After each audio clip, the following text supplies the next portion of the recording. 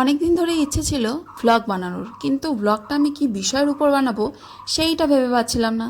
আর এই ভাবতে ভাবতে আমার মাসের পর মাস কেটে যায়, কিন্তু ভ্লগ আর বানানো হয়ে ওঠে না। তো যাই হোক, অবশেষে ভাবলাম যে না, এবার শুরু করাই যাক যে করেই।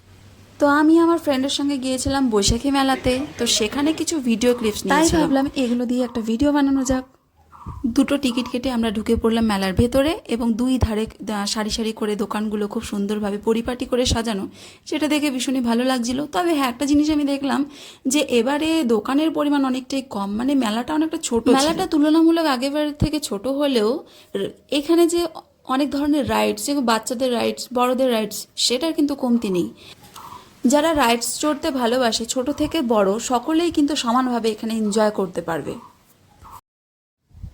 কিন্তু আমি আর আমার ফ্রেন্ড দুজনেই ভীতু মানুষ, তাই আমাদের এই রাইড চড়ার থেকে দাঁড়িয়ে দাঁড়িয়ে দেখাটা বেশি আনন্দের আমাদের কাছে। তাই আমরা এখান থেকে পাওভাজি অর্ডার করে দিলাম, আর পাওভাজি খেতে খেতে আমরা এনজয় করছিলাম অন্যদের রাইডস চড়া। খাওয়া শেষে আর কিছুক্ষণ সময় কাটিয়ে আমরা রওনা দিলাম বাড়ির উদ্দেশ্যে।